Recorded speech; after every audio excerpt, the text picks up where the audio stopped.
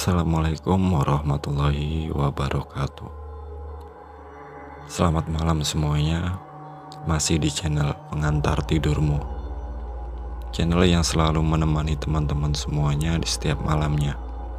Pada kesempatan malam ini kita akan membawakan cerita yang dikirim oleh teman kami yang bernama Fani.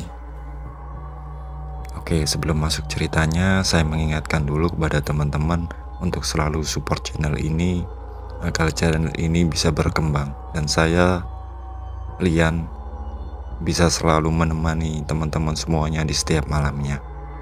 Cerita kali ini dikirim oleh teman kami yang bernama Fani. Fani ini tinggal di sebuah daerah yang ada di daerah Jawa Timur. Fani ini berusia sekitar 27 tahun dan cerita ini berkisar di tahun sekitar 2020 silam. Fani ini berprofesi sebagai seorang pedagang martabak dan pada waktu itu Fani ini mencari tempat untuk lapaknya berjualan martabak tersebut. Singkat cerita, di sini Fani pun ditawari oleh saudaranya yang bernama Pak De Rozak. Di sini Pak De Rozak ini mempunyai toko dan kebetulan memang tokonya ini agak ramai. Dan di situ Fani disuruh membuka lapak martabaknya tersebut di depan toko tersebut. Dan akhirnya Fani pun menyetujuinya. Dan di sini Fani pun membuka lapak dagangnya itu di depan toko dari Pak De Rozak ini. Tentu saja di situ memang suasananya ini sangat strategis karena memang tokonya Pak Rozak juga ramai. Fani pun ini mulai berdagang di situ dan memang seperti perkiraannya Fani dan juga Pak De Rozak, di situ ini dagangan Fani ini cukup ramai, cukup laris karena memang di situ jalan raya, banyak orang lalu lalang di daerah tersebut dan juga banyak sekali pedagang makanan yang lain yang berjualan di area jalan tersebut. Dan suatu ketika pada malam itu Fani ini berjualan seperti biasa. Fani ini berjualan seperti biasa. Ketika Fani ini sibuk untuk membuat martabak, tiba-tiba ada motor ini terjatuh dan orangnya ini terseret menabrak gerobaknya si Fani tersebut. Di sini orang-orang pun langsung berkerumun melihat dari kondisi orang tersebut. Di sini mukanya ini sudah hampir hancur, badannya ini udah penuh darah dan dilihatnya sama Fani, orang tersebut ini nggak bergerak sama sekali. Diceklah sama orang-orang waktu itu, ternyata pria tersebut ini meninggal pas di bawah gerobak Fani. Di sini Fani pun ini sangat gemetar karena melihat sesuatu yang sangat mengerikan sekali, apalagi ini menyangkut dengan gerobaknya, menabrak gerobaknya. Akhirnya nggak lama setelah itu datanglah polisi untuk mengevakuasi. Di sini polisi pun ini meminta keterangan dari saksi mata tersebut termasuk Fani, tapi Fani menolak karena memang Fani ini tidak tahu jelas kronologinya seperti apa. Yang Fani tahu itu cuman pria tersebut sudah terjatuh dan terseret menabrak gerobaknya tersebut. Jadi Fani ini sama sekali tidak tahu tentang kronologi bagaimana pria itu terjatuh. Pada malam itu juga Fani ini langsung mengemasi dagangannya tersebut dan bermaksud untuk pulang. Di situ Fani ini pulang ke rumah dan menceritakan apa yang terjadi tersebut kepada kedua orang tuanya. Di sini atas kejadian tersebut orang tuanya ini menyarankan kepada Fani, udah nak, lebih baik libur aja dulu, nggak usah jualan untuk 1-2 hari ke depan. Di sini pun Fani memutuskan untuk tidak berjualan selama 2 hari. 2 hari telah berlalu. Akhirnya Fani ini mulai berjualan lagi. Pada sore itu Fani ini menyiapkan barang-barang dagangannya tersebut, bahan-bahannya. Berangkatlah Fani tersebut ke lapaknya yang berada di depan toko itu. Ketika Fani ini udah sampai ke depan toko tersebut, di sini Fani ini bertemu dengan Pak De Rozak dan Pak De Rozak ini berpesan kepada Fani, "Van, nanti Bukannya jangan nyampe malam-malam ya. Kalau bisa sebelum jam 9 udah tutup. Loh, kenapa Pak D? Udah nggak apa-apa. Pokoknya jangan malam-malam ya. Soalnya warga di sini yang jualan di area sini juga pada tutupnya nggak malam-malam kok. Beberapa hari ini. Nah, di sini Fani ini sedikit penasaran. Kok tiba-tiba Pak D Rozak ini berkata seperti itu, seperti menyembunyikan sesuatu. Akhirnya si Fani pun ini terus bertanya kepada Pak D Rozak tersebut. Ada apa Pak D? Cerita dong Pak D. Udah, nanti kalau Pak D cerita kamu nggak berani jualan lagi. Di sini Fani menjawab, enggak Pak D, beneran. Saya ini penasaran Pak D. Ya udah sini. Akhirnya Fani pun ini duduk di depan toko tersebut dan di sini Pak D Rozak ini bercerita. Jadi pada malam pertama pada saat Fani ini tidak berjualan, pada saat itu sekitar jam 10 malam, orang-orang yang berjualan di area tersebut dan juga Pak Rozak ini udah mulai menutup tokonya. Mereka udah mulai tutup. Di situ ada 2 pegawai dari Pak D Rozak ini yang menutup toko. Ketika mereka ini menutup toko, ternyata tercium bau yang sangat anyir di situ. Mereka pun ini bingung, ini bau apa kok anyir banget. Kan mereka ini sempat pengen muntah-muntah di situ. Gak berapa lama ketika sudah mulai ditutup dan lampu toko ini dimatikan semua, di situ terlihat dari arah depan dari gerobaknya si Fani tersebut ada sosok lelaki yang jalan sambil ngesot. Tolong mas, tolong. Dikira pegawai tersebut ini adalah orang yang meminta tolong atau mungkin orang yang terjatuh.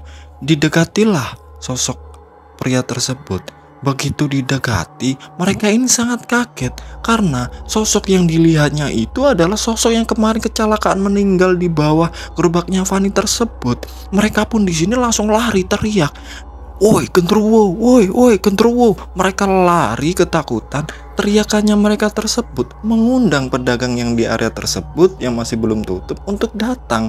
Dan ada 2 orang pedagang yang lari ke depan toko tersebut. Itu juga melihat di bawah gerobaknya Fani tersebut sudah ada sosok pria tersebut penuh darah, penuh luka. Dan pria ini minta tolong kepada mereka. Tentu saja warga tersebut karena mengetahui pria tersebut sudah meninggal, mereka ini juga ikut lari, tidak berani lagi. Pada keesokan harinya, Pak D Rozak ini datang ke toko. Loh, kok belum dibuka tokonya ini? Anak-anak kemana? Ditunggulah sama Pak D Rozak. Berapa saat kemudian, datanglah 2 pegawainya tersebut. Ditanya sama Pak D Rozak, "Loh, kamu kok kesiangan? Kenapa?" "Iya Pak, nggak apa-apa Pak." Dan salah satu dari pegawai tersebut bilang, "Pak, boleh nggak Pak kalau kita hari ini tutupnya jangan malam-malam Pak, paling nggak jam 9 Pak." "Loh, kenapa? Emang ada apa?" Akhirnya 2 pegawainya ini pun bercerita tentang kejadian-kejadian yang dialami tadi malam. Dan Pak Rozak ini sedikit kaget. Masa sih ada yang kayak gitu-gitu?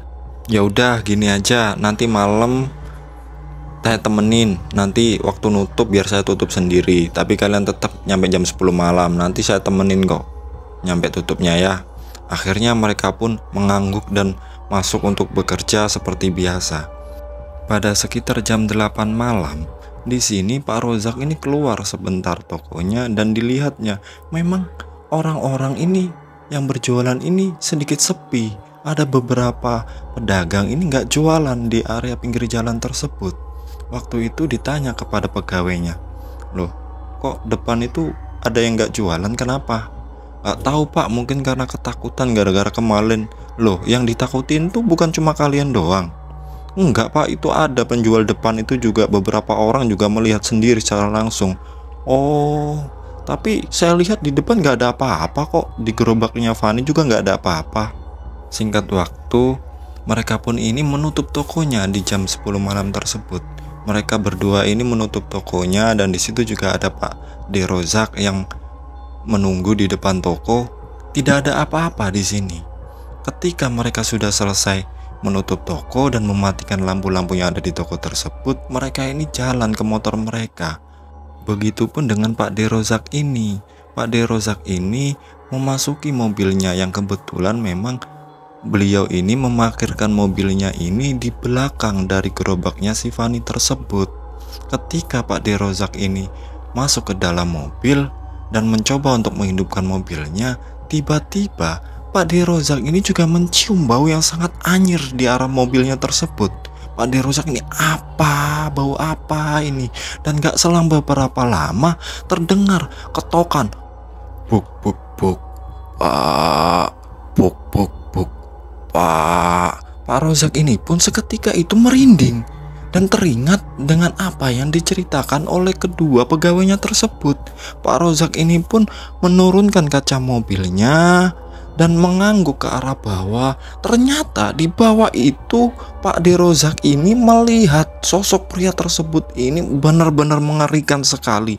Wajahnya ini hancur, tulang-tulangnya ini patah, dan pria tersebut ini meminta tolong. Pak, tolong pak. Dan pria tersebut ini mengulurkan tangannya yang penuh darah, bahkan jarinya ini sudah tidak ada, mengulurkan ke arah Pak Rozak. Pak, tolong pak, tolong, sambil mengayun-ayunkan tangannya tersebut seolah ada sesuatu yang ingin disampaikan. Pak D. Rozak ini pun langsung teriak melihat ke arah dua pegawainya yang sedang mengambil motor. Woi, tolong woi, woi, tolong, tolong. Pegawainya ini melihat ke arah Pak Rozak dan melihat Pak Rozak ini berteriak ketakutan. Kedua pegawainya ini malah langsung menjalankan motornya pulang. Jadi Pak D. Rozak ini ditinggal sama pegawainya tersebut. Pak D. Rozak waktu itu benar-benar ketakutan karena memang seumur-umur belum pernah Pak D. Rozak ini melihat sosok hantu atau sosok gentayangan. Belum pernah sama sekali, baru pertama kali ini.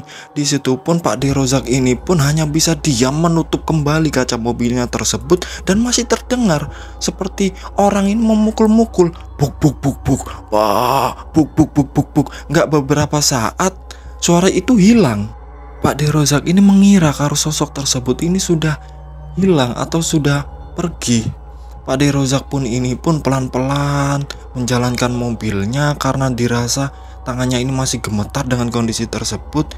Ternyata dari atas mobilnya pria tersebut ini turun ke arah kaca mobil bagian depan dan terus mengetok tangannya dengan penuh darah tersebut. Muka dari pria tersebut ini benar-benar hancur dan memang sangat menyeramkan sekali, terus mengetok ke arah kaca depan mobilnya. Dari sini Pak Rozak ini pun akhirnya nekat menjalankan mobilnya tersebut dan sosok itu seolah-olah jatuh dari mobilnya.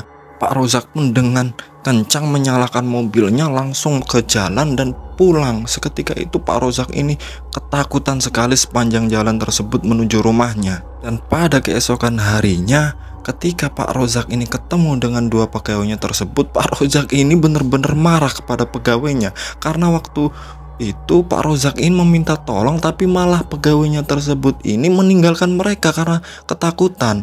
Maaf pak, maaf, saya takut pak, kami takut pak. Jadi mereka ini benar-benar takut, tidak berani. Nah, hal itulah yang diceritakan oleh Pak D. Rozak ini kepada Fani ini. Fani ini pun seketika itu merinding dan sedikit takut.